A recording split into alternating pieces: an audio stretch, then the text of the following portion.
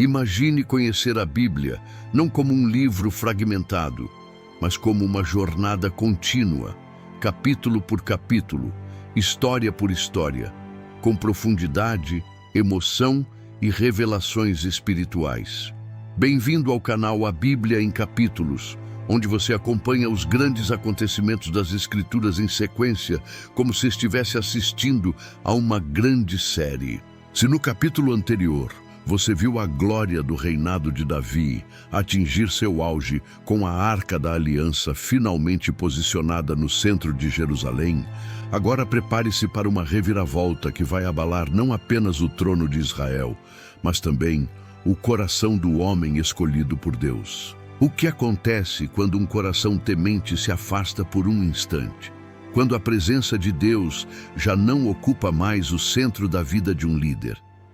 Hoje, vamos mergulhar em um dos episódios mais intensos da Bíblia: o pecado de Davi e a redenção.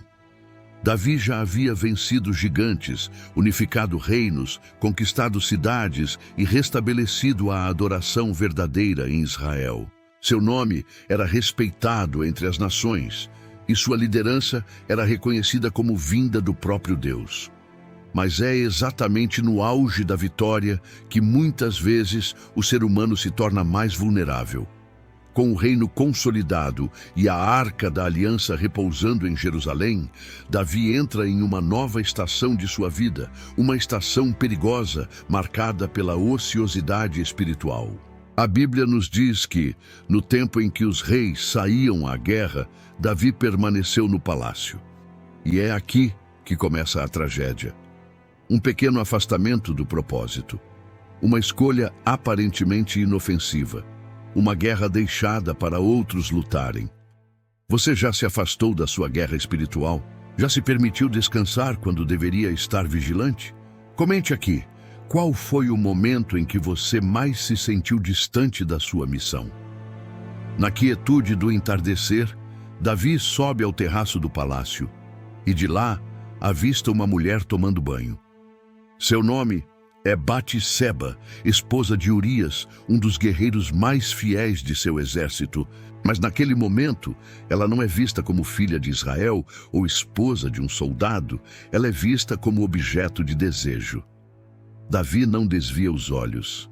O rei, o adorador, o homem segundo o coração de Deus, dá lugar ao impulso carnal. Ele envia mensageiros, manda chamá-la e consuma o adultério. O silêncio de Batseba é marcante. Não há registros de resistência, nem consentimento explícito. É a voz de uma mulher silenciada por uma estrutura de poder, onde o rei sempre tem a palavra final. Uma pergunta inquietante ecoa: como alguém que trouxe a Arca de Deus com reverência, agora se rende a um desejo proibido? E você? O que tem deixado entrar pelos seus olhos quando ninguém está olhando? Os dias passam.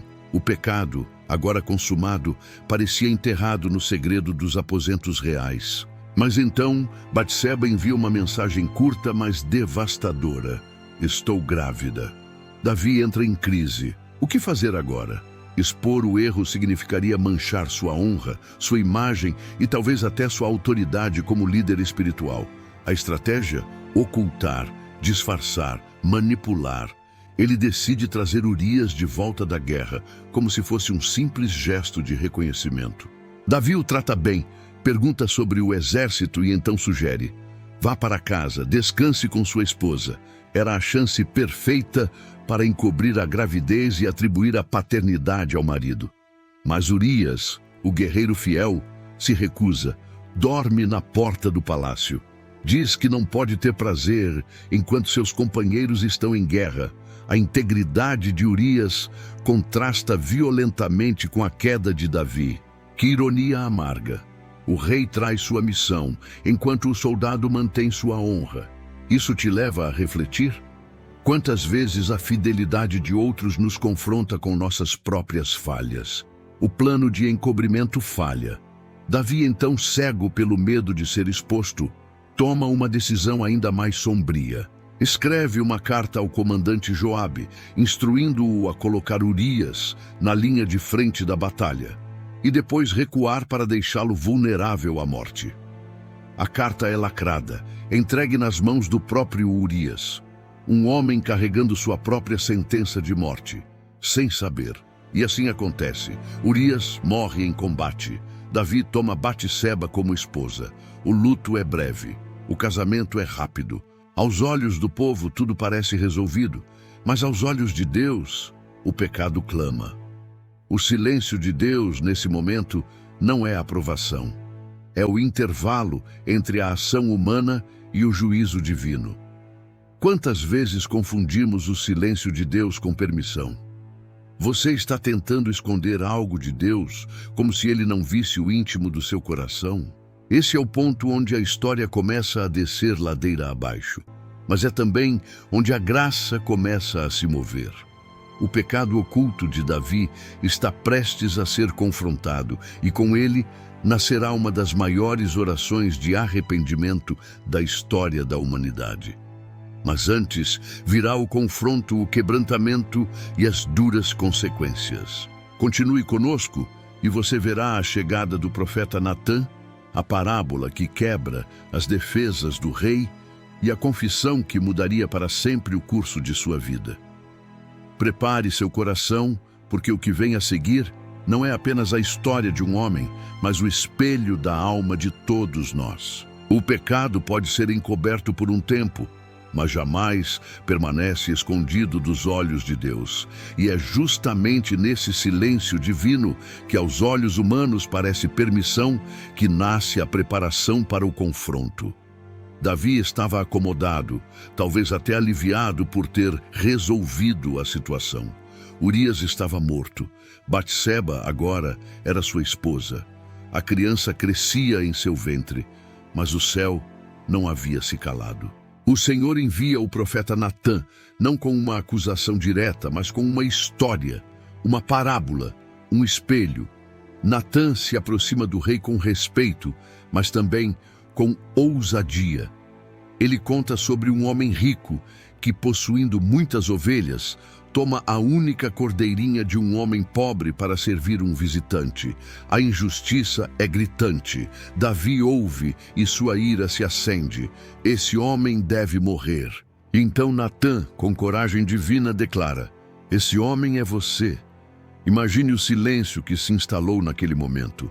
A atmosfera pesada. O coração do rei sendo exposto, despido de todo disfarce. Davi, o rei ungido, o guerreiro vitorioso, o adorador apaixonado, agora é confrontado com o peso da sua própria corrupção. E é aqui que começa a verdadeira transformação. Davi não tenta se justificar. Ele não acusa Batseba, não responsabiliza as circunstâncias, não se esconde atrás da coroa. Ele apenas responde: pequei contra o Senhor. Uma frase simples, mas carregada de arrependimento genuíno. Não era uma confissão forçada, nem uma tentativa de salvar a reputação. Era um coração quebrantado diante da verdade. Já aconteceu com você? Já teve aquele momento em que tudo desabou e não restou outra opção além de dizer: eu pequei? Compartilhe nos comentários, sua história pode inspirar alguém. A resposta de Deus não tardou. Natã, em nome do Senhor, anuncia que Davi não morrerá, pois seu arrependimento foi sincero, mas haverá consequências. A espada jamais se afastará de sua casa. O filho gerado no adultério morrerá. A dor entra no palácio não como punição vingativa, mas como disciplina restauradora. Porque Deus, embora amoroso, é também justo. Davi chorou, sim, mas aceitou. O que diferencia esse homem de tantos outros líderes bíblicos não é a ausência de erro, é a profundidade do arrependimento. Ele reconheceu que havia traído não apenas um homem, uma mulher ou um povo, mas o próprio Deus. E essa consciência levou Davi a compor um dos salmos mais poderosos de toda a Bíblia. O Salmo 51. Cria em mim, ó Deus, um coração puro e renova em mim um espírito reto. Você já leu esse salmo em lágrimas? Já orou como quem implora por uma nova chance? E é nesse clima de dor, humilhação e esperança que Davi jejua, se prostra, chora diante do Senhor, buscando pela vida do filho. Durante 7 dias, ele não come, não dorme, não se levanta. Mas o bebê morre, e quando os servos, temendo a reação do rei, finalmente lhe contam a verdade, Davi faz o impensável. Ele se levanta, se lava, muda de roupas e vai adorar ao Senhor. Sim, ele adora, mesmo em meio à perda, mesmo com o coração em pedaços. Porque para Davi, a presença de Deus ainda era tudo. Ele sabia que o perdão não cancela as consequências, mas restaura o relacionamento. Que tipo de fé é essa que adora mesmo no luto? Que tipo de coração se curva diante da disciplina de Deus com humildade e submissão? E você seria capaz de continuar adorando mesmo quando a resposta de Deus não é o que você esperava? Mas a história não termina na tragédia. Deus, em sua infinita misericórdia, não deixa Davi afundado na culpa. O Senhor permite que Batseba conceba novamente, e dessa nova união nasce Salomão, um menino que o próprio Deus declara amar. O nome Salomão vem de Shalom, que significa paz. É como se Deus dissesse: mesmo depois da guerra interna que você viveu, eu ainda posso gerar paz. O passado de Davi não é apagado, mas é redimido. E por meio dessa redenção, o plano divino continua. Não é extraordinário pensar que, de uma história marcada por adultério, mentira e assassinato, Deus escolhe levantar o próximo rei de Israel? Você consegue compreender a profundidade dessa graça? Consegue enxergar que o seu erro não precisa ser o fim da sua história? Deus pode usar até mesmo os fragmentos mais vergonhosos da nossa vida para gerar algo glorioso.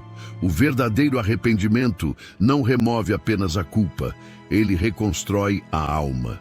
Davi errou, Davi caiu, mas Davi não permaneceu prostrado. Ele se levantou, confessou, chorou, adorou e foi restaurado.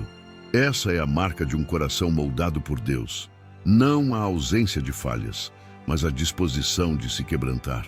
Quando a alma se curva e a verdade é encarada de frente, a restauração se torna possível. E mesmo em meio à dor, à perda e às consequências que o pecado trouxe para sua casa, a graça de Deus continuou a escrever a história. Porque onde o pecado abundou, superabundou a misericórdia. É nesse ponto que percebemos que nenhuma queda é grande demais para o Deus que levanta reis de corações arrependidos. A ferida aberta pelo pecado de Davi não foi curada de imediato.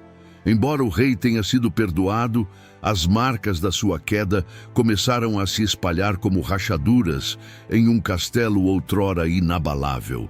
Deus havia dito por meio de Natã: a espada jamais se apartará da tua casa. E, de fato, a turbulência familiar passou a rondar o palácio como uma sombra incômoda.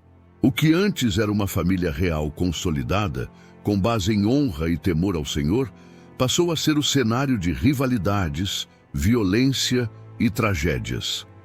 Davi, agora mais introspectivo, mais quebrantado, enfrentaria o reflexo de seus próprios erros na vida de seus filhos. As sementes que ele plantou em oculto começaram a germinar à luz do dia. A primeira manifestação dessa maldição familiar aparece com um de seus filhos, Amnon, que comete um ato horrendo contra sua meia-irmã Tamar. Ele a violenta e depois a despreza. A dor de Tamar é ignorada, silenciada, e Davi, mesmo indignado, não toma providências. A sua omissão como pai é tão perturbadora quanto o próprio crime. Ele se cala, talvez porque tenha consciência de sua própria culpa, talvez porque se veja incapaz de julgar com justiça o erro de outro, já que ele mesmo havia sido perdoado de algo tão grave. Mas esse silêncio de Davi gera revolta em Absalão, irmão de Tamar, que jura vingança. 2 anos depois, ele mata Amnon em um ato de justiça pelas próprias mãos e foge, deixando o pai com um luto engasgado e uma família ainda mais dilacerada. Você já sentiu que os erros do passado continuam ecoando no presente? Já experimentou as consequências de algo que parecia resolvido, mas voltou com força? Davi sente o peso dessa desestruturação familiar, mas também a distância emocional entre ele e Absalão. Por 3 anos, pai e filho não se veem. Mesmo depois do retorno de Absalão a Jerusalém, a reconciliação não é imediata. O orgulho e a dor erguem muros entre os dois. E é nesse espaço de frieza que o inimigo planta rebeldia no coração de Absalão. Jovem, belo, carismático, Absalão começa a conquistar o povo. Ele se posiciona como alternativa ao reinado do pai, questionando a justiça e as decisões do rei. Aos poucos, o filho se transforma em inimigo. Uma nova rebelião se levanta dentro da casa de Davi, não mais entre tribos rivais, mas no próprio sangue. E quando Absalão marcha contra Jerusalém, Davi precisa fugir da cidade que ele mesmo havia conquistado. Aquele que um dia dançou diante da arca, agora sai chorando, descalço, humilhado, sendo amaldiçoado por homens ao longo do caminho. O contraste é chocante. O rei glorificado agora se torna um fugitivo, não por falta de forças militares, mas por não querer lutar contra o próprio filho. Davi ainda carrega o coração de pastor. Ele ama Absalão, mesmo vendo sua rebelião, mesmo sabendo que ele deseja o trono. E quando o confronto inevitável acontece e Absalão morre em batalha, Davi não comemora a vitória. Ele chora como um pai devastado. Absalão, meu filho! Absalão, meu filho, meu filho! Esse é um dos momentos mais comoventes das Escrituras. O choro de um homem quebrado, que paga o preço de seus erros com a perda de seus filhos. Um coração dividido entre o trono e a família, entre a justiça de Deus e o amor paterno, entre o que foi feito e o que não pode mais ser desfeito. Já viveu esse tipo de lamento? Já chorou por algo que você gostaria de desfazer, mas já era tarde demais? Mas mesmo em meio a tanto caos, Deus continua escrevendo sua história. A aliança permanece. A promessa não foi anulada. Davi retorna a Jerusalém, não com a mesma glória de antes, mas com uma nova postura, mais humilde, mais consciente da sua fragilidade, mais dependente da misericórdia divina. Ele entende que a liderança não é mais apenas um trono conquistado, mas uma responsabilidade sustentada pela graça. E é nesse novo tempo que Salomão, o filho de Batseba, começa a ser preparado para reinar. A presença de Deus nunca deixou Davi, mesmo quando ele errou, mesmo quando ele caiu. E isso revela algo extraordinário. Deus não rejeita quem se arrepende, mesmo quando permite que colhamos as consequências dos nossos erros. Você já experimentou esse tipo de amor que disciplina, mas não abandona? À medida que o tempo passa, Davi compõe salmos mais profundos, mais sinceros, mais espiritualmente maduros. Ele fala com propriedade sobre perdão, misericórdia, justiça e restauração. Não mais como quem apenas prega, mas como quem viveu cada palavra. Sua história agora carrega autoridade, não por causa de vitórias militares, mas porque ele conheceu o fundo do poço e também a mão que resgata. A dor, a vergonha e a perda não o definiram, mas o moldaram. E talvez esse seja o grande legado de Davi, mostrar que o homem segundo o coração de Deus não é o que nunca erra, mas o que nunca desiste de voltar, de recomeçar, de confiar que, mesmo entre os escombros da culpa, ainda é possível construir algo belo, que o trono de Deus não se assenta sobre perfeições humanas, mas sobre corações rendidos. A trajetória de Davi nos ensina que não existe queda tão profunda que esteja fora do alcance da graça de Deus. Depois de enfrentar o peso de seu próprio pecado, chorar a perda de seu filho, lidar com a violência entre seus herdeiros e experimentar o exílio nas mãos de Absalão, ele ainda se manteve firme na fé.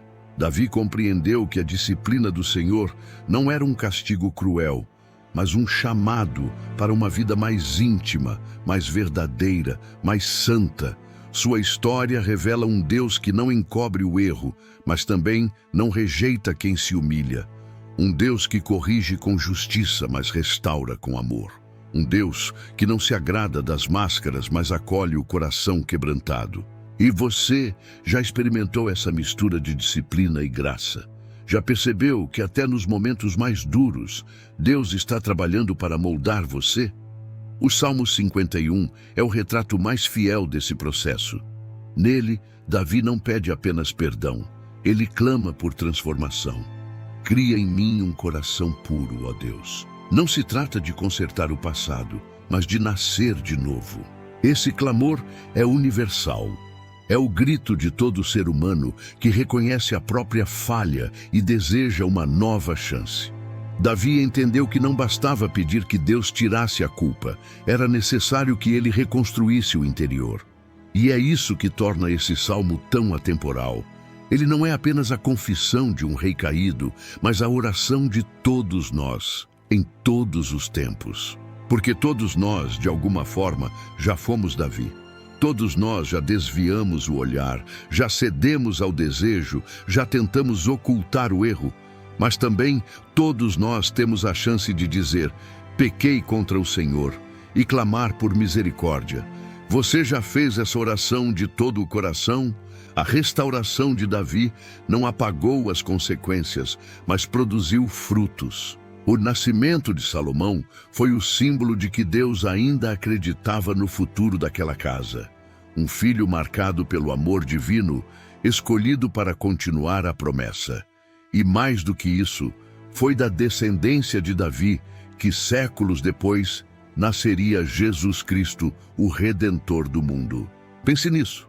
Mesmo em meio ao adultério, à mentira e ao assassinato, Deus decidiu usar a linhagem de Davi para trazer salvação à humanidade. Isso não te enche de esperança? Não te mostra que Deus pode transformar até os piores erros em parte de um plano perfeito? A cruz de Cristo é o maior testemunho de que o pecado pode ser vencido e que a redenção é possível para todos. Se ele fez isso com Davi, ele também pode fazer com você. A moral dessa história é clara e poderosa. O homem segundo o coração de Deus não é aquele que nunca erra, mas aquele que nunca desiste de se arrepender. O verdadeiro arrependimento não é apenas remorso, não é apenas lágrimas, é mudança, é entrega, é confissão sincera que abre espaço para que o Espírito Santo faça nova todas as coisas. Davi caiu de forma trágica, mas foi restaurado de forma gloriosa. Sua vida nos mostra que o perdão não elimina a responsabilidade, mas transforma o culpado em testemunha da graça. E isso é o que dá esperança para mim e para você. Não importa o tamanho da falha, ainda há redenção no coração de Deus para quem se quebranta. Você tem tentado esconder sua queda ou tem se rendido ao arrependimento? Está pronto para ser restaurado por um Deus que ama até mesmo aqueles que falham? Chegamos ao fim dessa reflexão com um convite direto. Olhe para a sua própria vida.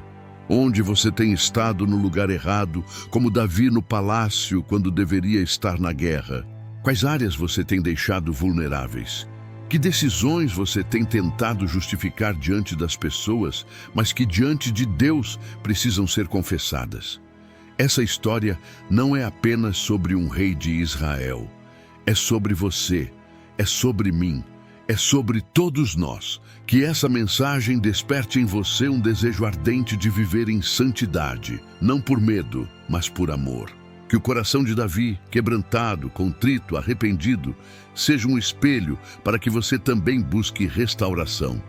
E lembre-se, Deus não rejeita um coração quebrantado. Ele está pronto para perdoar, restaurar e levantar. Hoje pode ser o seu recomeço. Obrigado por assistir esse vídeo. Pedimos que se inscreva em nosso canal e curta esse vídeo.